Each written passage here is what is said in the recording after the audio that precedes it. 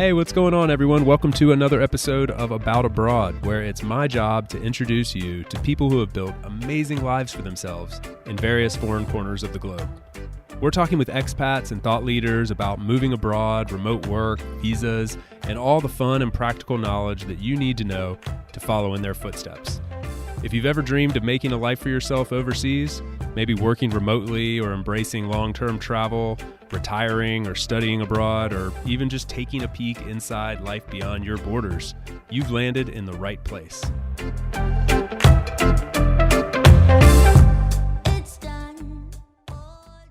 My guest today is someone that has become a bit of a friend of mine over the last year or so through the remote work community. Her name's Daphnee Laforest, and we crossed paths because we are both in the remote work advocacy field in our day jobs, and we also are podcast hosts by night. She hosts a podcast called Remote First, which goes along nicely with her consulting business, where she coaches people on how to make remote work work.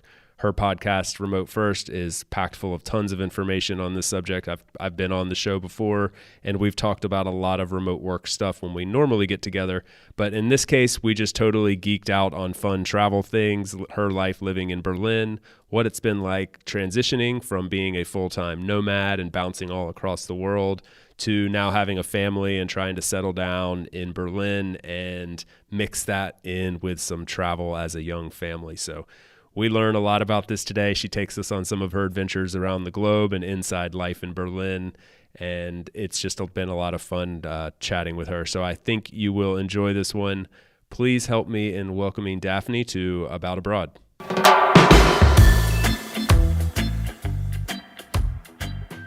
Daphnee, welcome to About Abroad. So good to have you here. Thank you. I'm really happy to be here too. It's awesome because I've been on your podcast now, and now reciprocating, you're nice enough to come on mine and share your story. And so I know you know a little bit about me. I know a little bit about you, but mostly like professional stuff. I feel like we can go a little more into the fun side of life today. Oh yeah, I'm really looking forward because I miss traveling so much, and just to be back into that topic is just very exciting.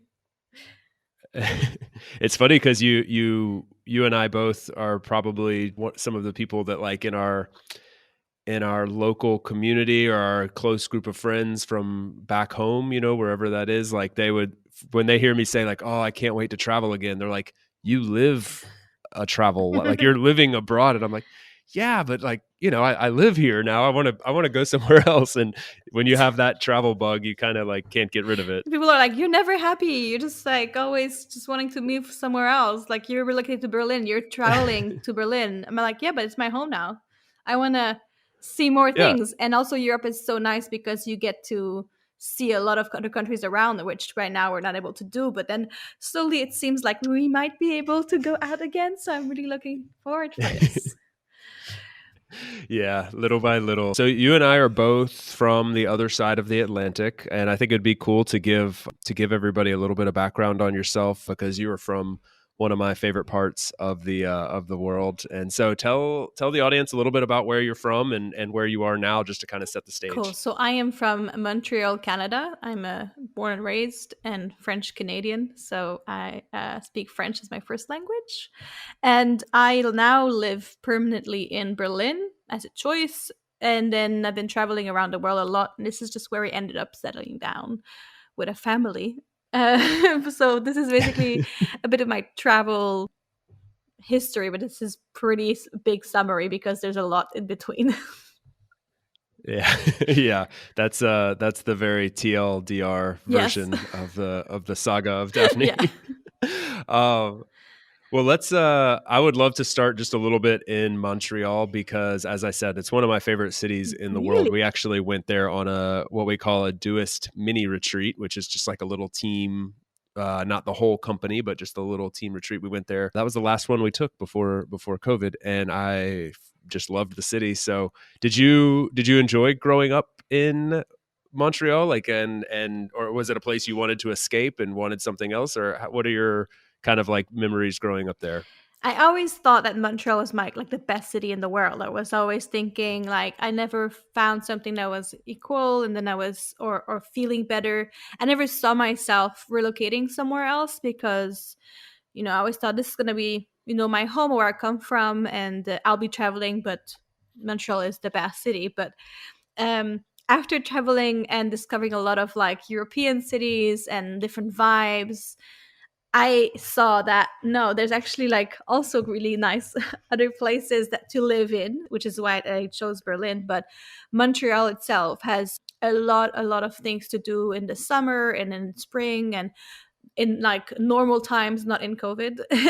There is so much stuff going on and festivals, and there's a big restaurant culture, gastronomy culture, and it's so weird actually to see it now completely dead and then with nothing. It's like it's not the same city anymore. It's like if you don't really feel the same reason why you like that city because you don't have all this cultural stuff that is actually just not happening at the moment. So I really hope that it won't, kind of break the culture a bit because of the fact that many Mm. companies, restaurants and stuff have been having to close down, and for good, like they went bankrupt because of the pandemic. So yeah, I mean Montreal in general is just like really cool. Like there's like the Sunday tam tams. I don't know if you went there. It's like every Sunday there's like a massive gathering of like drums, and then it's just been years. I think it's been like 30, 40 years. Every Sunday summer there is that going on, and it's like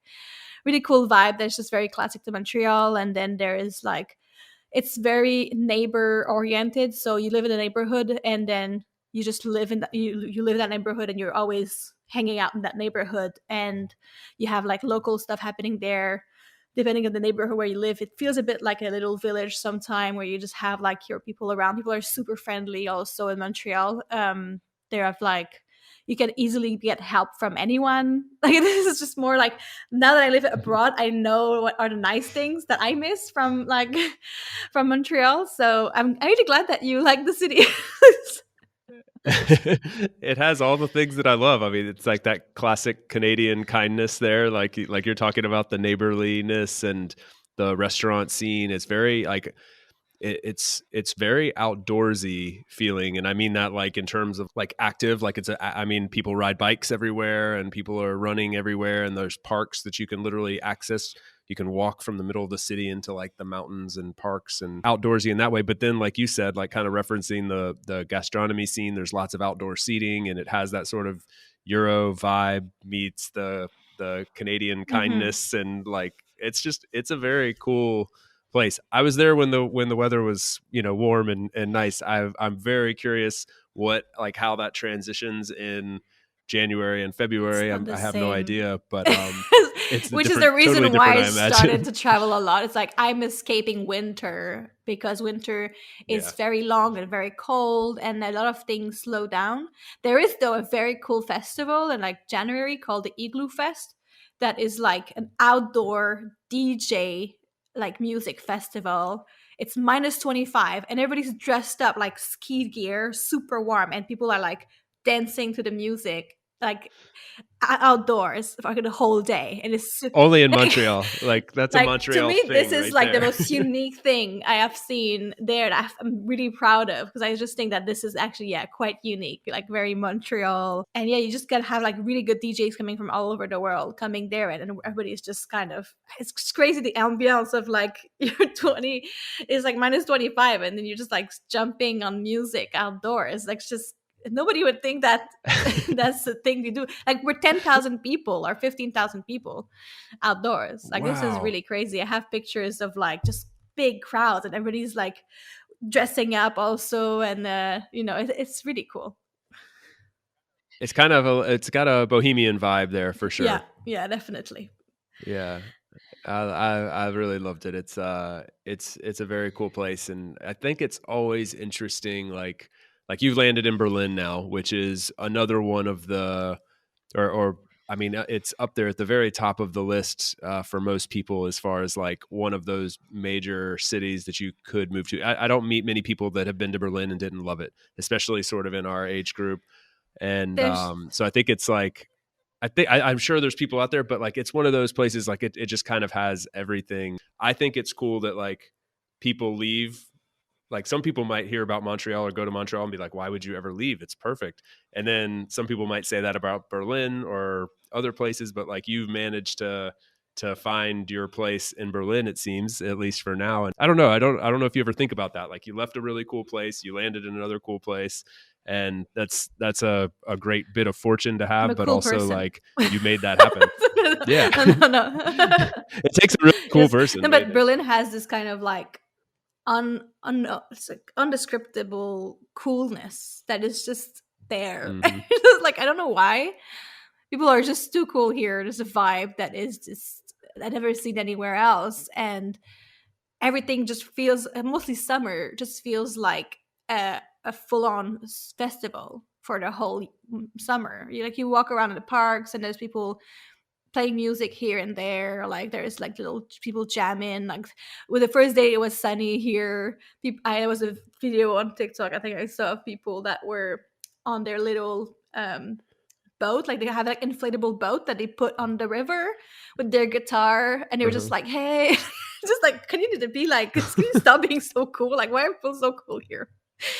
And yeah, there's just this very chill vibe that I really like a lot. And it's very specific to Berlin. Like, it's not the same anywhere else. In Germany, for example, like, a lot of people move to Berlin, not necessarily move to Germany. Like, it's quite, Hmm. because it's a very international city. It's like people go for that specific vibe there. Yeah, I think it's actually, I have a really funny story on that. So I've spent a good bit of time in southern Germany. I studied in on the border of Germany and Austria, and was in Munich a lot and traveled through a lot of Bavaria. It's one of my favorite places in the world. Lots of little towns and villages and stuff all throughout the Alps in that area. So I really, really love southern Germany. And one time, my wife and I decided, hey, let's venture. We haven't seen much of northern Germany. Like, let's do a northern Germany trip. And we landed in Berlin, and we were like, so is there like, we asked somebody, like, are there like beer gardens anywhere? Like, picturing like Oktoberfest which is like the culture of southern Germany. And they were like, what are you talking about? Uh, and so, but it's just to kind of like I think a lot of people that have never been to Germany, they picture this kind of like Yeah, stereotypical like Bavarian. probably Bavarian thing, and Berlin is just this like totally different like behemoth of a city. Was very modern, very international. I know people that live there that don't speak any German, and they get by just fine. So I think it's like a totally different world from southern Germany. Yeah, I actually never been to southern Germany yet, because it's like travel is banned since I moved here inside Germany. And I'm not surprised you like the south, because you kind of you like mountains and outdoors, and this is basically like what that is all about there. And I cannot wait to go. But yeah, and there is some beer garden also in Berlin, but it there like the first thing that I got really surprised as a North American is like people just have their beer walking around in the street, and then like sit down by the river and have a drink after work. And me coming from Quebec, and it's like there's so many rules around that. You're like, you just hide your beer, and it's like, oh, get a drink in the street. Like, what is this? Like, is this illegal? And then no, people are just seeing a beer like a soft drink almost. Like, it's just, and Yeah, it's just like it's something normal. And you can even bring your beer to a playground with your child, and you're not going to be judged. Like, it's really fun. it's deeply ingrained in the culture from a young age. Yeah. That's very cool. Yeah, I think it's a totally different attitude towards things like that than we have on the other side of the Atlantic. It's interesting. Same, very similar here in Spain. It's less like Um, rules it, oriented than North America is very like, don't do this, don't do that. Like, you're going to get fined for this or this or that. But there's not that kind of culture here in Berlin. There is like kind of rules, or like the regulation are very clear, but there's no feeling that you're going to get fined for any little thing that you do. Or there's a bit more yeah, freedom of living, I would say. Like, even yeah, during COVID, you saw it like quite strict here in terms of like the COVID rules, but opening up, like, there's no reinforcement that is so hard on you that you're fearing of getting a fine with whatever you do, which is very different in Montreal. Like, people are always scared of getting fined for like hugging in public or something. It's quite insane. God, it's come a long way. Yeah, I think in general, like Europe's more laid back than in North America towards like in the U.S. Like a good way to kind of make an analogy for this is like in the US, it's really normal, like for police officers to be like hiding behind signs or bridges, like with a radar gun, like trying to catch you speeding. Yeah. And literally, I've never seen that in Europe. Like they're not trying to catch you. They're just like, if they, if they're happen to be driving down the highway and see you flying down the road, they're going to give you a ticket, but they're not like sneaking behind the bushes looking to see if you're drinking a beer in public. Oh Like, yeah, like you have this to be happens rowdy. so You have to much. be out of Oh yeah, range. Montreal, you see that so Yeah. much. Like in the summer, they're like police on bikes around, just checking around and be like, oh, I found one. Here's a ticket. Here's a ticket. Yeah. Like, and I mean, it's a very different culture for that. Definitely, it's something I'm happy that I Yeah. don't have to worry too much about anymore. Is this is a random question, but I heard someone say that Berlin was like the greenest city in either in Europe or maybe in the world, but like in terms of like per square meter, like park space. Is there a I lot don't know of the green stats. park I space? don't know the stats, Yeah, no, I mean, but there is. not quizzing you, but I didn't know if you feel that. Well, mostly in the neighborhood where I live in Prenzlauer Berg, which is like the family neighborhood. Tons of playground, tons of parks. Like it's just every evening I just walk over 2 streets and I'm like in a massive park. I'm living close to the Mauer Park. Now I'm like giving my location very specifically to your listeners, but I live close to a very famous park, and it's just like there is a lot of that, mostly in the center and outside, just outside of Berlin. Is like the Brandenburg province is a lot of forest. It's like all outdoors. People go to the lakes in the summer. There's really that Mm, culture of going outdoors, but there is a lot of big parks all over Berlin, definitely, that feel very like the Tiergarten, which means like the the I mean, garden means like garden, but it's like the garden of the animals, because there is like a zoo there, and there's a massive forest, and it really feels like you can really walk through the forest, a bit like Montreal in Montreal, the mountain. mm. There is the old airport, Tempelhof, that is a massive field, and people just go in the field and chill and play music and do barbecues. And there's a Friedrichshain Park, which is the other very, very big park too, that also has forest and volleyball. And it's just there's a lot of really cool place to hang out. Definitely when you live like in the middle, definitely a lot of cool parks. Yeah. Yeah, it sounds pretty idyllic, and I've like I mentioned, I've been there, but just for a few days, so I don't have a ton of perspective. But I remember I met this guy when we were on our honeymoon. We went to Greece, and we met this guy on one of the Greek islands who was from Berlin. And he was just like selling Berlin so hard, Hmm.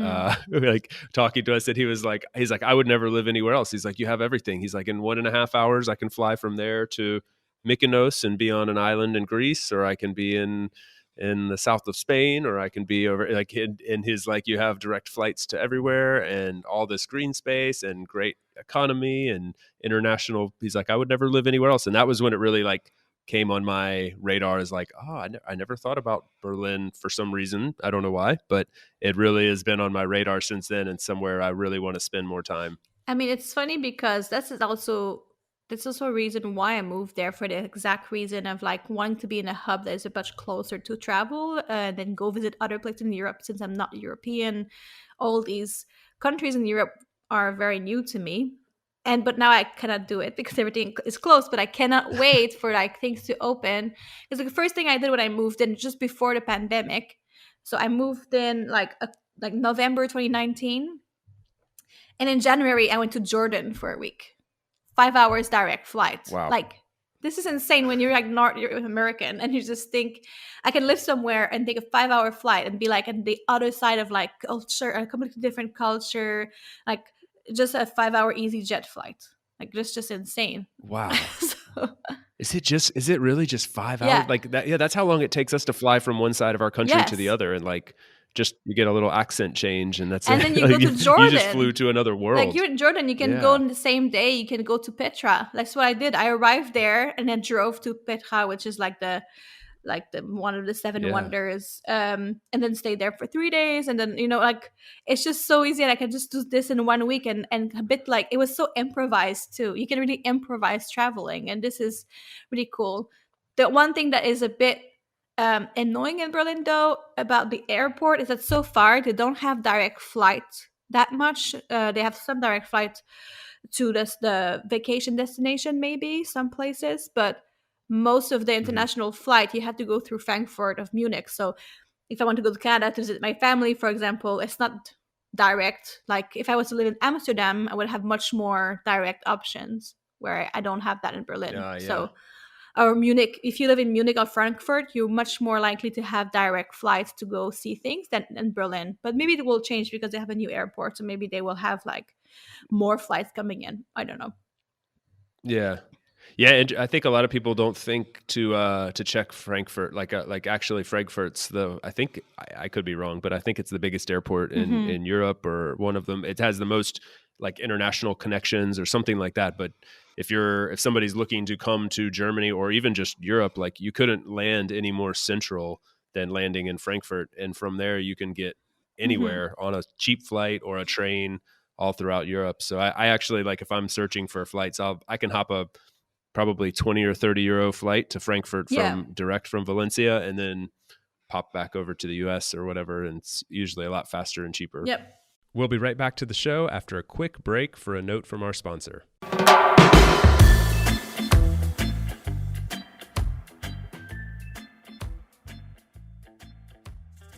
This season is brought to you by my good friends over at Insured Nomads. They're the absolute best in the business when it comes to providing health, travel, and medical insurance for nomads, expats, and really just all forms of world travelers. I know insurance is often something that's overlooked when we're fantasizing about traveling the world, but it's absolutely necessity that we address this, because often the policy you have in your home country isn't going to cover you while you're abroad. And it's also a requirement, as a lot of people may not realize, to actually buy private travel or expat insurance, as it's called sometimes, to obtain a visa or even enter certain countries. So fortunately, there are companies like Insured Nomads to help us with this. Not only do they have excellent coverage and great prices, but they're also providing a first-class experience with additional perks and best-in-class technology via their app. It's an amazing experience. I can't recommend it enough. Now, this is a company that was built by world travelers for world travelers, so they know what it's like to find yourself in a difficult medical situation abroad, and they want to keep you from having that same bad experience. So the next time you're planning a trip abroad, whether it's for a week or a lifetime, check out Insured Nomads via the link in the show notes.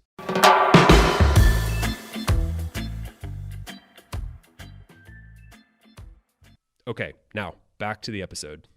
There's like so many directions I want to go. You started to touch on this before, because I want to kind of get more into some of your other travels Hmm. and where you've lived, but a couple more things on Berlin while we're still on that subject. So you kind of alluded to this already, but it sounds like it's a really great place for having kids. You mentioned a lot of parks and playgrounds and stuff like this. You're a young family, Hmm. and so I wonder if you can kind of touch on, I guess, just generally like the experience of starting a family abroad, and then specifically in Berlin, and what that's been like, and any advice if someone was, maybe perhaps thinking about relocating to Germany or Berlin with a family, what you might kind of shed some light on them, on that situation for them. I would say that it's a big dream to move to Berlin as with a family. There's a big reality check when you get here. That is, it's very hard to get settled down because there is a lot of difficulty to find childcare. It's really not Mhm. easy to just to go to start the machine is hard. So it's not just like we're moving in, we're just gonna find a school, we're just gonna find a daycare, and it's gonna be easy. Like it took us 6 months before we found a daycare for our son. Wow. So we needed to have a nanny. Is your partner German or No, no? he's British. Oh, he's Yeah, British. Okay. so we just didn't, which is actually it's a good thing because when you're international in Germany, and if you don't speak German at home, you're like another category for your children. So it's like you have like speech needs for your child, so you're a bit in the priority list in a way of like you need to like make sure that the children learn German. So I don't know. I felt like maybe it helped a little bit, maybe not. Uh, it's Interesting. mostly during COVID. It was helpful because we were part of like this sort of like emergency care kind of thing because we were considered educational needs. But that's my little secret. But Very cool. yeah, but I feel bad because I know that many like families who are from here could not have daycare, while like me, just somebody moving in, I'm like having daycare. Yeah. But anyway, this is kind of difficult. Many people move in and don't realize the difficulty. It's quite hard to find an apartment. So I would say you kind of need a bit of, I don't know, savings to move in. And it might Mm. be expensive at the beginning to get a flat that is furnished while you're looking for your own flat. And then finding a childcare spot, you need to like spend a bit of money in babysitters. You can get some refund from the government, actually. We did get some funding, but because it's like a right that you have in Germany to have access to daycare, but because there's no spot, sometimes they give a bit of funding to cover the cost of like having a babysitter. But yeah, so it's not as easy as you might think. It's like it just looks like a great idea, but it's a long process to get settled in. And then also, once you're in it, you're like stuck because if you want to leave, because right now I just want to leave for winter. For example, I want to leave to South Africa for a whole like 4 months in the winter, and the kindergarten is like, oh, after 2 months, like you lose your spot if you're not there. And I'm just like, oh, Wow. that's not nice. Like, because then I know that to get back into the system is so hard. So then it's like if it kind of locks you in a bit. I really don't like that kind of feeling of being locked in somewhere. I like to just have the choice a lot. I'm a bit like, I always wanted to just follow with my choices and everything. When as soon as I feel like I'm locked in somewhere, like I kind of lose my mind a bit. I kind of want to get out or something. You're a little too nomadic at heart for this like stationary Yeah, lifestyle. and since like the children are like so small, they're not like, you know, they're small kids and they're not in school yet. You don't have to bring them in school. It's not mandatory, so you can still do a bit whatever you want. So I want to take advantage of that because the day that you have to put them in school, you're really stuck in one place. But it's good if you can be stuck somewhere that you chose and you love that place, and that's like where you decide to settle down. I never thought I would settle down. Really. I can see it. The listeners can't see it, but it's kind of like a little bit of pain on your Yeah, face when you're like settle settle down. down. Like Yeah, I mean, it's great to have a routine. You were talking about this, I think, in a post recently of like, it's nice to have a routine, and it kind of makes it a bit more productive in your life. And it's definitely better for you as a human being to have a bit of a routine in your life. It's like we're meant to be that way. I Mhm. just like the change of scenery all the creativity it brings to me when I change location. I don't need to change location every month. Like ideally, even Yeah. twice a year or maybe three. Uh, like, like if I could just have like, I don't know, like one per quarter or or like maybe once every 4 months, you different places. My goal or my like vision when I was younger was like, I'm gonna set up like 3 or 4 bays around the world that I can move from a location that I know that I love and I feel good in. And I don't know. I'm not sure if it's gonna go to reality because I realized that it's quite difficult to set this up, just like tax wise and like just all the boring Yeah. topics. It's quite hard to make this work. It gets messy, but it's yeah. It's I have the same dream. yeah, it's like you want to have something like that where you can just decide that for that season you want to go in that country for 4 months and or 6 months. When you have children, maybe you want a bit more like stability for them on learning and developing. But until they're like, I don't know, 7 or 8, it's really fine. Like to me, I'm thinking, Yeah. they're like meant for playing and everything. And then at some point around your age, you want to like make friends and keep them and like become, that's more important socially. But until then, like I think it's just time for discovery. And I think I have a lot of dreams. I don't know if I can do them all, but I really hope I can find a balance that would be like the perfect setup. Yeah. Yeah, I mean, change is good. I shouldn't speak out of turn because I don't have the experience, but I tend to think change is good for, and people say, travel is like is one of the world's best forms of education. And so I think it's a great experience for kids to get the perspective of living in a couple different places, and different, the languages you get exposed to and the cultures and the things that they can pick up along the way. Hmm. So, some of these things weren't so possible not that long Hmm. ago. And you and I grew up in a time when that just wasn't feasible because work wasn't feasible that way. But now work, as you know, I mean, you're a remote work professional that, like, advises others on how to make this work. We know that this is more so the future than not. So perhaps this will become more normal. It's just sort of like a stereotype that we have about parenting and work and these things, that like, oh, well, you stay in one place for 20 years and Well, that's it's the it. But system. maybe this is going to change It's a the bit. system that we need to Yeah. change, because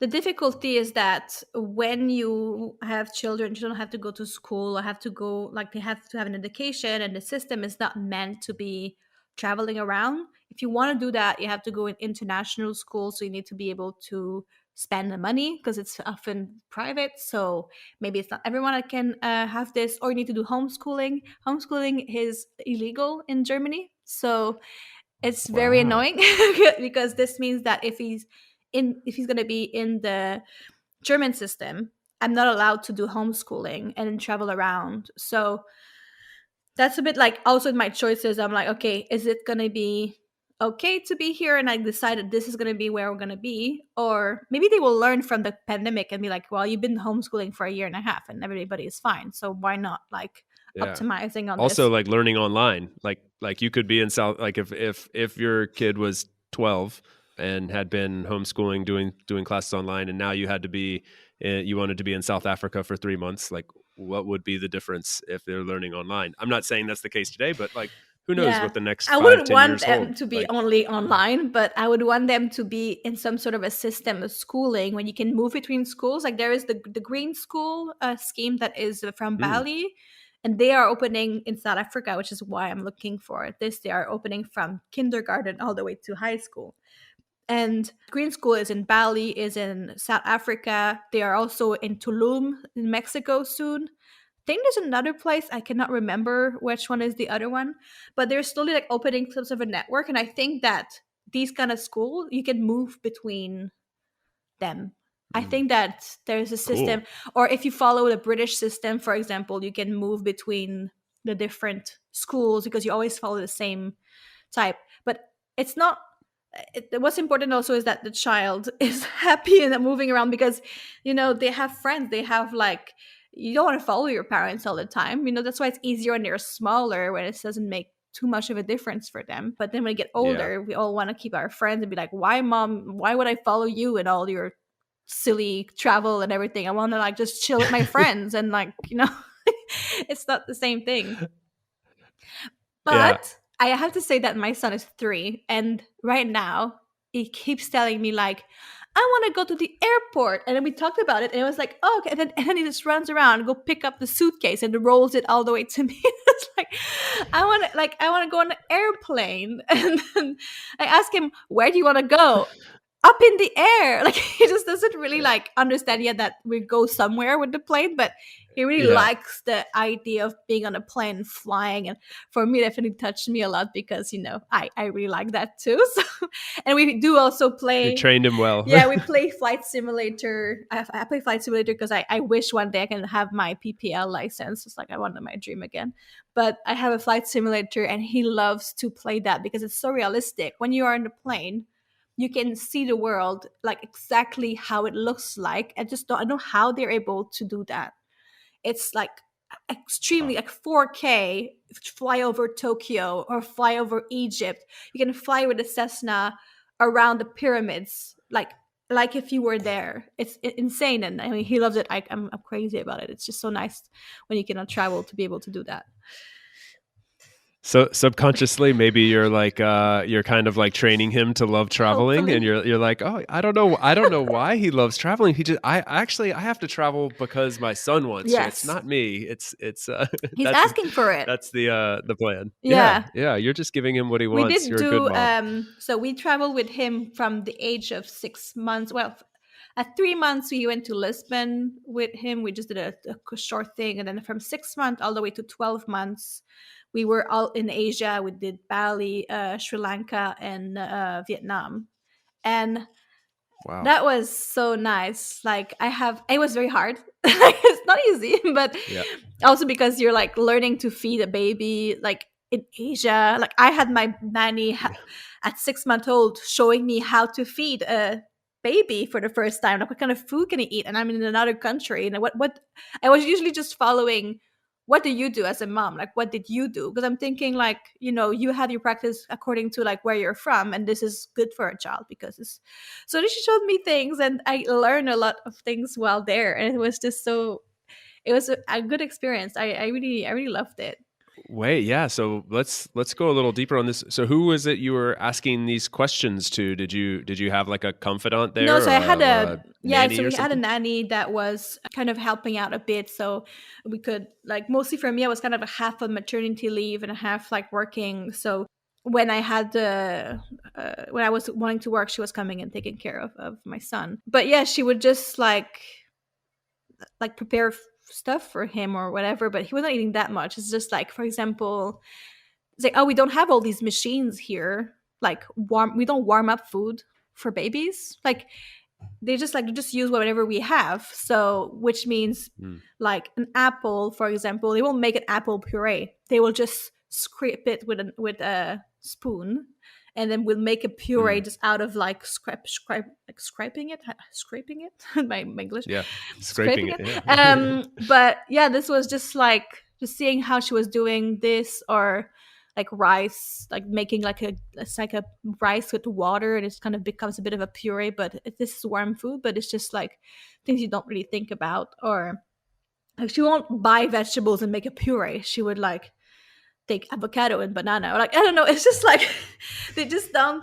It's just very different. And I just followed a lot of that lead. Or when I went to Sri Lanka, he was like 9 months at that time, and I was just following what they were doing, like rice, dal, some bread, like chapati style, and I was just like following what they were doing there, giving fruits. Like I was not really trying to do my own way.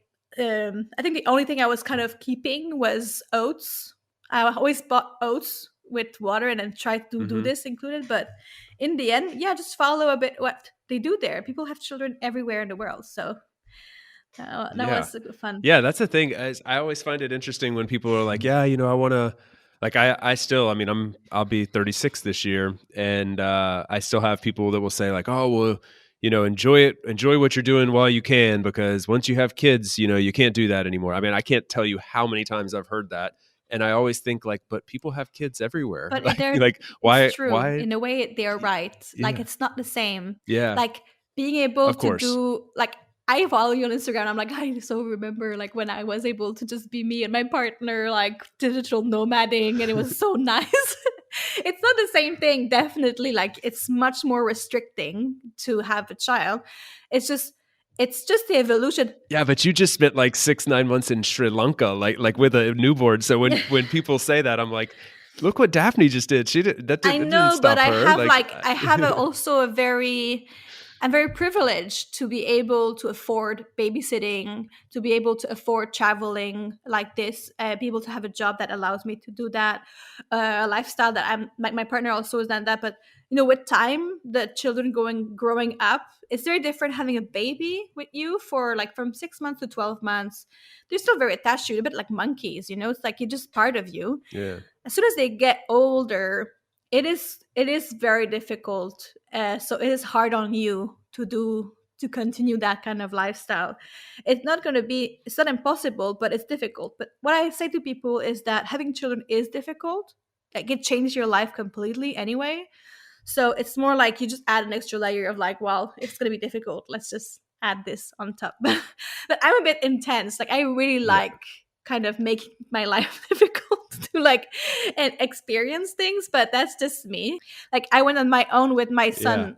So in Sri Lanka, my partner was his going to his own. They had his own company retreat because he worked for a company that's fully remote, and they had their retreat in Sri Lanka. And I was like, "There's no way you're going there without me. Like I want to see Sri Lanka. I don't care. I'm gonna go, and then I'll bring our son over." So I just was alone with him, and just decided to go travel alone with a baby. And then, I mean, I cried a bunch of times because I was so tired. But I got to go to like a morning safari with my son in a Jeep. Like he's just like 9 months on me. And then I was like, okay, we're gonna go on a 4 a.m. wake up to go to the safari. And I'm like, I don't care anyway. I have to wake up in the middle of the night with him anyway to breastfeed him. So whatever. Oh my god, I was so tired at the end of the day. I was like crying of being so tired. And then in the end, like I have so many nice memories. Like it's mostly about that. I usually like to push myself because I want the memories that are so strong. And I when I remember that trip of 1 week, like these are the nicest memories I have with my baby. You know, it was so nice. Yeah. Yeah, I mean that's the like to kind of bring that full circle, like I would never presume to imagine that like it's easier with, or like it's just totally fine, just oh you just travel with your kid and no big deal. Obviously it comes with challenges and sacrifice, like and as you said, like it changes your life completely, but as does parenthood as a whole. And it doesn't have to be this either or black and white thing. Like I love meeting people like you that have managed to blur the lines and say like, yes, it is going to be more challenging, but it's a different type of experience, and with a different type of reward on the other end. So maybe you're not just going out all day surfing in Bali No. or Tulum, but maybe now you're looking into green school in Bali and Tulum, and like that's a whole new adventure, and it is possible. It just takes a little bit of extra effort, and sometimes I wonder, I'm sure you do, like life abroad, and it's part of what we talk about on the show a lot. Like life abroad is hard. Like some of those bureaucracies that you talked about, like learning the way the school system works in Germany, and that it's hard to find a daycare, whereas maybe in Quebec or in where I'm from, like you'd have tons of options. You wouldn't Mm-hmm. even think that would be like a challenge. These things are challenging, but like it's also what kind of makes the whole experience fun. It's what makes it the reward at the end worth it. Kind of Mm-hmm. is like the fact that it's not easy. We kind of sought that out a little bit, I feel like. So the type of people that I think listen to the show a lot, or that go abroad and live abroad, like they kind of like the road less traveled and the bumps in the road along Mm-hmm. the way, because that's where the fun is, I guess. I think what helps to do it with children, and we don't like the fact that I was on maternity leave half the time and I was kind of getting back to work slowly. If it wasn't from that, if I had to work full time with a child, with a nanny and everything, we wouldn't have not been able to travel as fast. Like, or like even 3 countries is a lot. I think actually we even went to Singapore, like for some days also, which is another country, even if it's very small. Like, but It no, counts. no, but in the end, it's just like it's very hard, and I think the fact that I was on maternity leave definitely helps. So if there's one parent is a bit like more caregiving for a small child, it's much easier. Like if you put yourself with I'm gonna work 8 hours a day plus having my children, and then like you cannot go as fast. Where when you're on your own, or your couple, like my partner and I, we used to like jump from places to places, like stay 2 weeks there, 2 weeks there. We would just like land, get a SIM card, go to the hotel, work. We looked. I don't know. It was so cool. Like we were just like. I thought Prototypical I don't digital know. I thought it nomad. was so cool. I mean, I'm missing a bit that kind of like flexibility that it brings, but it is much easier. Like you have a van, like you can just be like, oh, let's go, like and van around. I'm gonna work around it. But then when you have children, you kind of follow their schedule also, so you always have to Hmm. handle around it. So it's definitely very different. It's not the same flexibility, but it's nice to see that you can evolve your life and then still include your passion, because my passion, for example, for me is travel and discovery of culture and everything. You can still do that just at a different rhythm, but it's still possible to do it. Yeah.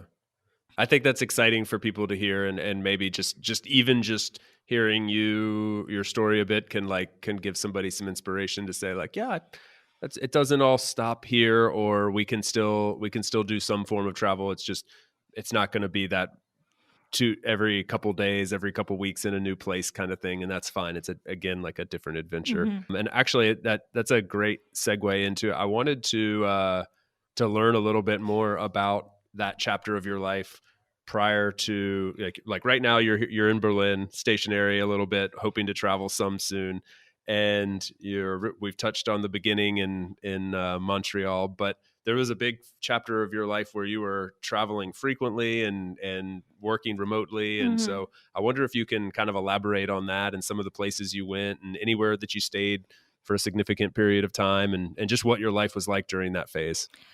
Um, I mean, I hope I won't speak for too long. Like a whole process, but um, I first kind of started discovering working remotely and traveling when I left at, I don't know, it was 2012.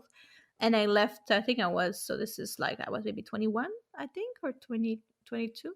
And I left for 6 months on my own. I started in India. It was like my first time traveling on my own. And I went to India and I was, I'm full on, I'm a bit full on.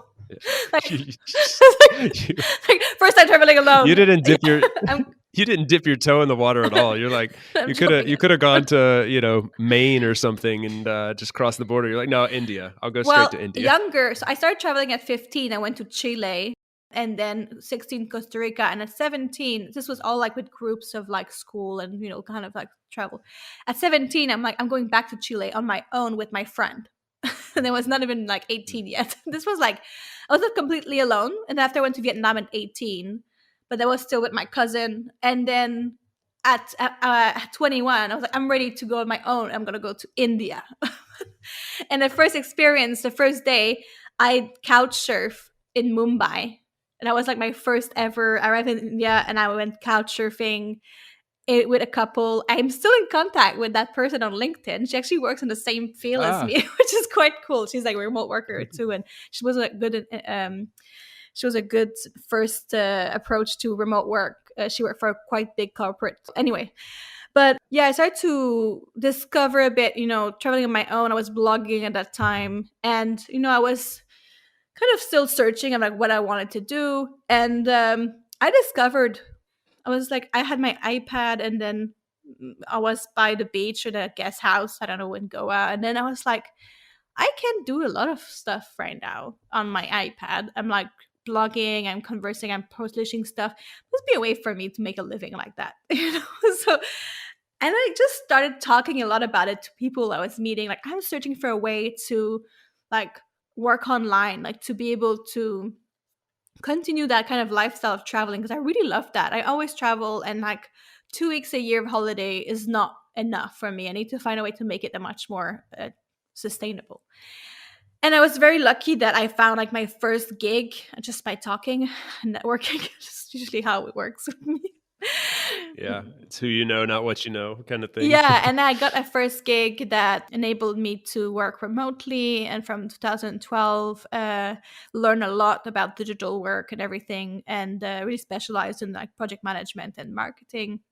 And then from there, I didn't know yet that I could like travel full time. I was kind of like working from home, and then I was like, why am I doing this? Like, why am I working from home? Like, this is stupid. Like, I should be like somewhere else. Like, and so then I went to Mexico. I went to like do my scuba diving certification, open water. And then it was crazy. Like, I was like doing my class in the morning and then working until 10 p.m. like for 3 days. It was like, it was a bit like it's a bit intense on the body to scuba dive like that. But it was just so cool to be in Playa del Carmen and Cozumel and scuba dive and see fish in the morning and like work in a co-working space. This is like when I see my life like before like my 20s, I'm like, this is such a dream life. I love it. I wish I can come back to this in one day. You like you kind of sort of hate your younger self. Like you're like I'm jealous of you, but But it always made me feel like in my 20s, I really wanted to enjoy as much as I could because I was like, I'm not going to have any regrets in the future feeling like I didn't do enough. I will feel like I did a lot. And if I do settle down, I'll feel like I actually really enjoyed myself. But yes, I went to Mexico, and then I think I get back to India, and I lived there for like 6 months on a project that I was doing about women empowerment. And I lived in India for like 6 months. India was a bit of my second home for a long time. I had a lot of friends there, going back there a lot. Then I discovered in 2015 like the digital nomad scene. I was like, there's people Mm. like me. I had no tribe before. It was just me being weird. And like people were like, at some point you're gonna be like, you will be done with it, you know? And in 2015, Yeah. I went to like digital nomad conferences. I went to Thailand. I went to like I discovered like hubs of people. Like I was like, wait, this is like a whole thing.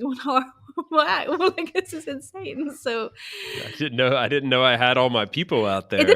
did feel like this for some time. I had like my people, and I started to be very involved in the topic of digital nomads and build apps for it and give talks about remote work. And it was just at the beginning it was a bit like, yeah, my tribe, and publishing the photos of me with my laptop in like Thailand, like, I did this whole thing.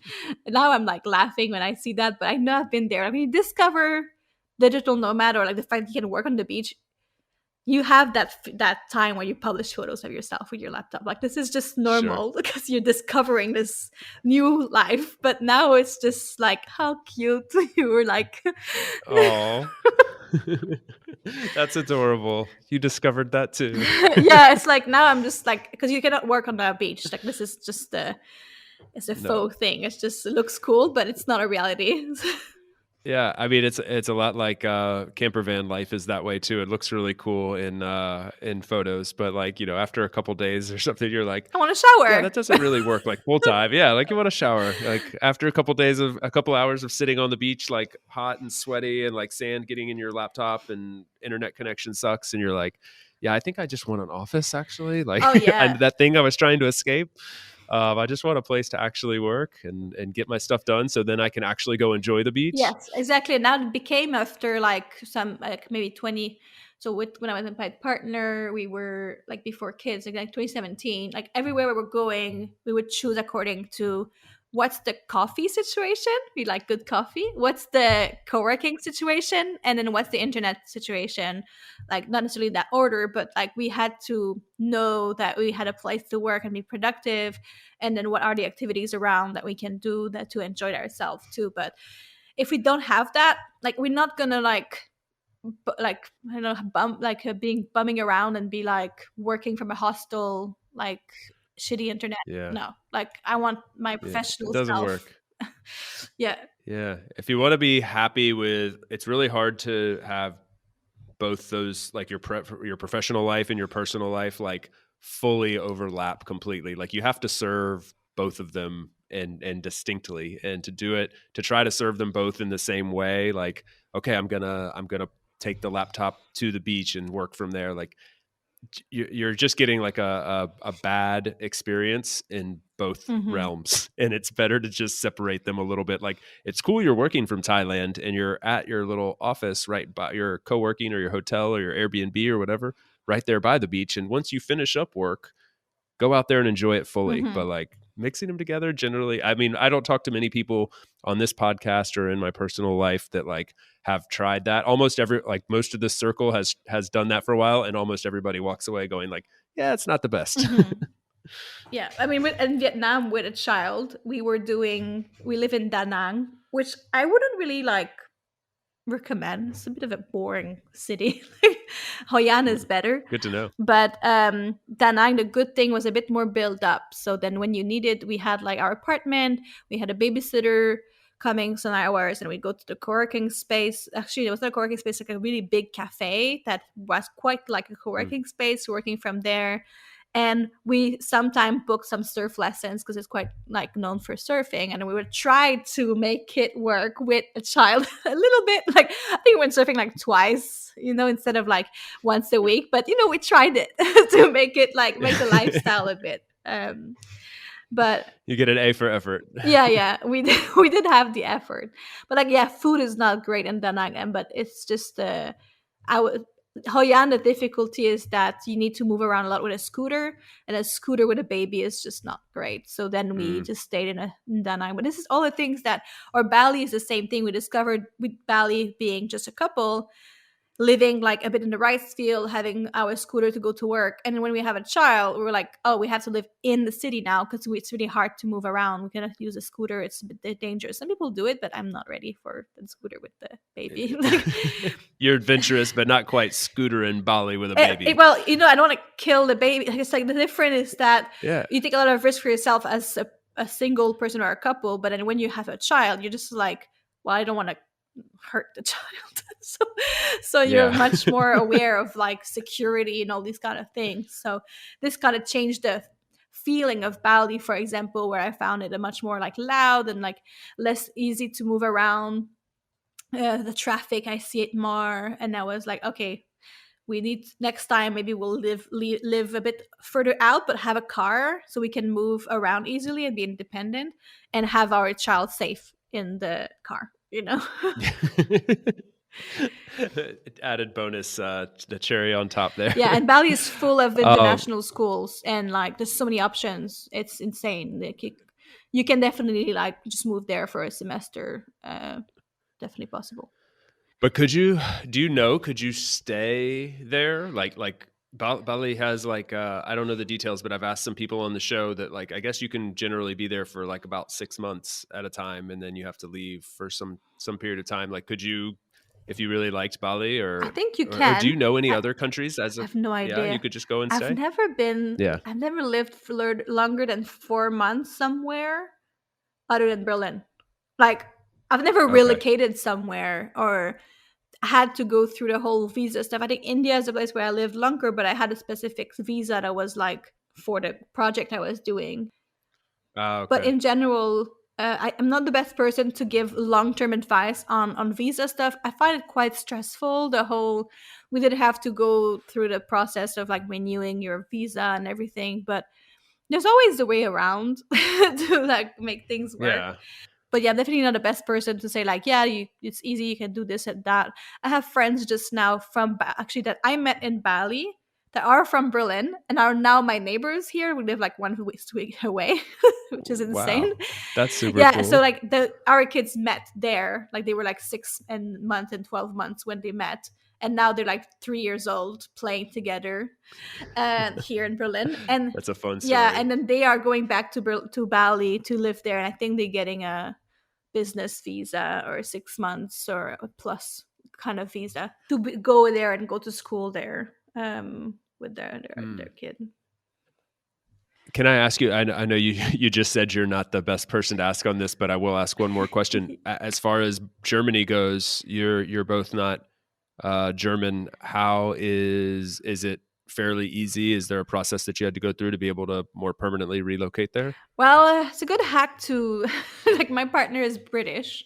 So the idea was, okay, we're going to move to Europe before Brexit so we can keep the right of freedom of movement in Europe. So we did the whole move before Brexit. And then so we're not married, my partner and I, but we did a family reunion with my son because my son is British. Mm-hmm. So it was like, I'm relocating to Germany with my son. So I got a 5-year residency permit. And then them as like British, they got 10 years residency permit, which at the end will become like a citizenship thing at some point. And for me, I'll be able to renew it probably because my partner like is still here. They're just kind of, so yeah, it's a bit of a good hack when you have a partner who's like have a right passport. Like definitely helps. It works out really well. So wait, will your son end up having Canadian, British, and EU passports? So now he has dual citizenship, Canadian and British, both passport. Okay. And our other one too, it's going to be the same thing. So I don't know if they will have like EU. I think German passport you get after living some time and you become a citizen. So the day that we will all become citizen, maybe we'll get that. I mean, I don't really mind. No, I don't need to have like passport or whatever from. Yeah, I mean, you already have like one of the best in the world that you can pretty much get anywhere. But that's Still, that's a EU passport, a British passport, Canadian passports. Yeah. You can. There's not a lot of places you can't go with one of those, and you'll skip a lot of lines at the airport. So, Yeah, and I know how privileged we congrats. are. Like, it's not everyone that can have that kind of lifestyle just because of the place you were born. Like, it's really Yeah. unfair. And I know that I'm very lucky that I have the right passport to do the kind of lifestyle I want. And it wouldn't be easy for everyone. So I'm definitely grateful for Yeah. that. I feel obligated a lot on this show to I mean, I don't mean to say that I feel obligated, so that's why I say it, but I feel a lot of the things that we talk about on this show they're almost always coming from a place of privilege. I try Hmm. to bring some people on who have moved abroad, not out of privilege, out of necessity, to escape a crisis or whatever, because I think that's the other side of the coin that needs to be discussed. Like it's a privilege to be able to choose between Bali and Berlin Hmm. and the United States, but some people don't win that lottery and are forced, and either they can't leave, there's no options to leave, they're unaware of options to leave, or it's like you have to leave for political reasons, economic reasons, health reasons, whatever. So yeah, I think it's always worth mentioning, like, everything we're discussing here, it's kind of in jest and kind of like fun to talk about, but also like we know we're lucky. I'm lucky to be able to call Spain my home Hmm. right now because I want to and because I get to. It's a real privilege. Definitely. Well, I just looked at the clock and realized how long we've been going here. I want to hit you with a couple quick questions because I didn't get to about half of what I wanted to Okay. today. But so I'll just throw a few off the hip here to try to touch on some of them. So earlier you mentioned that you would hope to have 3 homes Hmm. somewhere. Do you have any places in mind for where those 3 might be if that dream comes true? Well, we almost got there. So we had a home in Montreal. We had a condo there. We sold it during the pandemic. And we have a home in Berlin. And my idea was like, I think I'll have Montreal, Berlin, and I wanted to have Bali as like Mm, buying a villa there and rent it out when you're not there. So that was like the 3 things. Now Montreal, I don't have a home there or something. I don't have a place that is. I think I would still want to invest there because there's the market, real estate market, like is so good. Like we owned a home for like 3 years, and we made so much money selling it. And I was like, I couldn't believe like how the market like skyrocketed during the pandemic. I was like, it's really weird. Berlin is a bit harder to invest in because it's not a market for buying here. It's very very expensive. There's a big barrier of entry in Berlin for buying. It's cost mm. a lot, and anyway, finding a flat for rent is also very difficult. So like once you have something, you need to like stick to it. Might not buy, but I might, but I might. It might be a bit more of a longer process. But yeah, I think a place in the bit of like every continent would be nice. But it's very nice on like dreaming about it. But once you start planning it, it's so difficult. Like there's so much exceptions of here and there, and like like silly things like, oh, what's the capital gain there, and like how much, where do I pay my tax, and and then what can I access like in mortgage or whatever. If you buy a place as a non-resident, then you have to pay a much more in down payment, and you have Yep. to pay capital gain, and then in the end it's like, is it really a good investment? Probably not. Like, and then you have to maintain that place long distance. So if you don't have a network there, it's very stressful. Just in Montreal, where I have a network, I had to close and say like, we're gonna sell because we lost like the tenants, and then we couldn't like, rent for another. Anyway, it was just so complicated. Then we were like, let's just sell it and then move on. Because it's gonna be, Yeah. we lost so much money because we were not able to rent it at some point.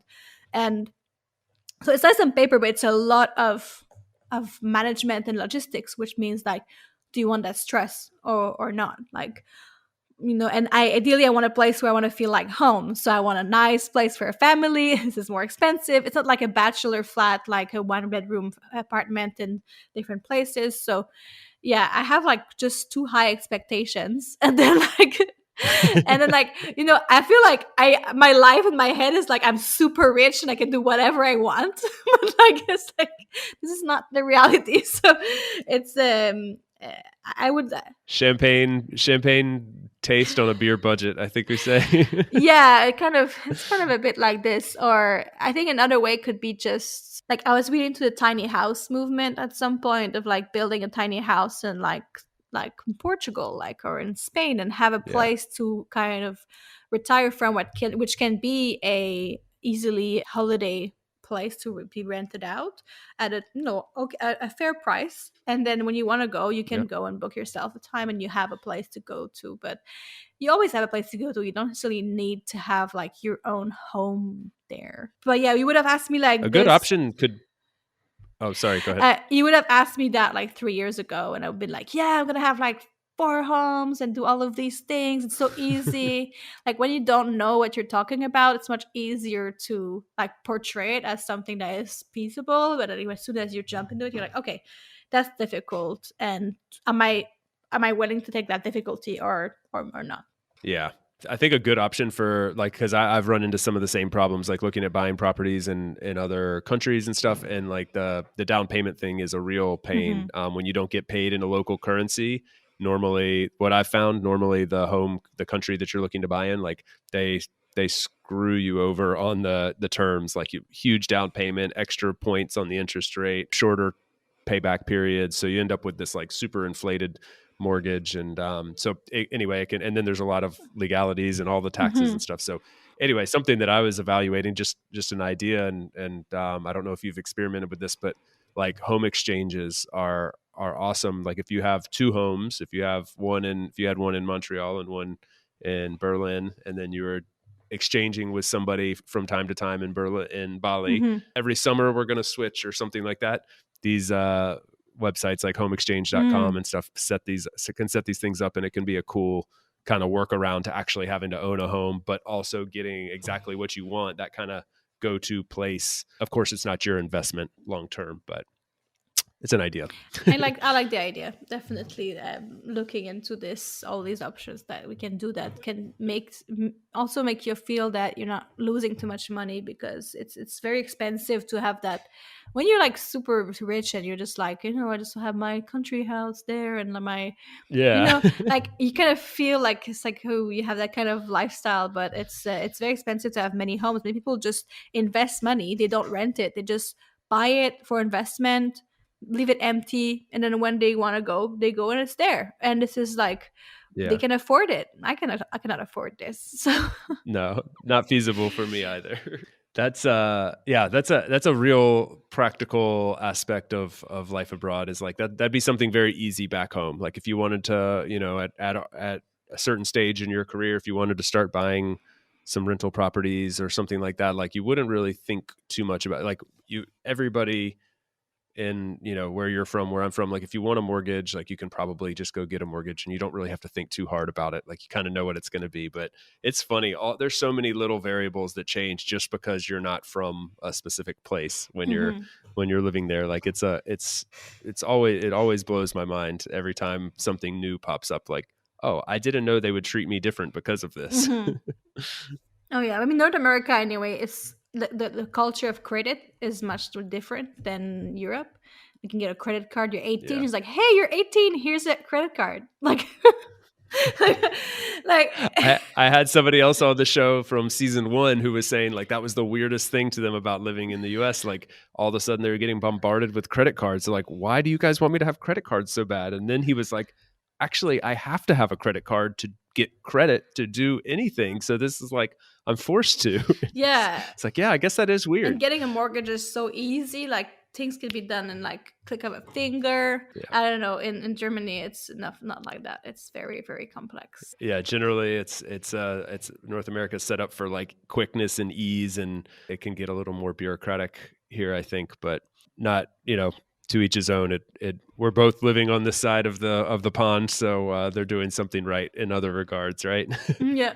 Well, Daphnee, I think we'll wrap it up there. I've probably got a million other questions I could ask you, and would love to even go deeper on Berlin and your traveling lifestyle and parenting abroad, but we'll save it for another time. Thank you so much. I don't know if you have anything else you want to share. I'm going to put links to your podcast and to any other social handles. But if you want to mention anywhere that people could follow you and learn more about you and what you're doing on your awesome podcast, that would be a great place to go ahead and plug that right here as well. Sure. Well, people can reach out to me very easily on LinkedIn. I'm always there. My Instagram, nomademoiselle. You can reach me there. Um, that's about it. I'm like, people can reach out to me. I'm always happy to have a chat. And thank you so much for inviting me on the show. Like, it makes me so happy and energized to just think about travel again and like imagine myself doing that again. So I really appreciate this good time. Yeah, absolutely. It was a lot of fun for me. And actually, let's end on that note real quick. Where are you going to first when things are just normal again? And where's the first stop for Daphnee and Co? I still have to discuss with my partner about this, but it's good. Yeah. I think we would really like South Africa. I think we would really like, because it's Yeah. the same time zone as Europe, and we both work a lot in the Europe time zone. I think we would really like to make it work there and have a try for 4 or 5 months. That would be really nice. Awesome. That's a great way to finish off here. Okay, great. Thank you so much, Daphnee. I really enjoyed it, and look forward to following along on your adventures once we're allowed to adventure again. Thank you so much. Thanks for tuning in today from wherever you are in the world. Once again, I'm Chase, and this has been another episode of About Abroad. You can visit aboutabroad.com to get our latest updates and listen to past episodes, or find us on Apple Podcasts, Spotify, Stitcher, really anywhere you get your podcasts. On that note, if you enjoyed the show, feel free to subscribe, and if inclined, leave a few stars and a review. It's truly, truly appreciated and will help more wanderers just like you find us. Until the next time, adios from España.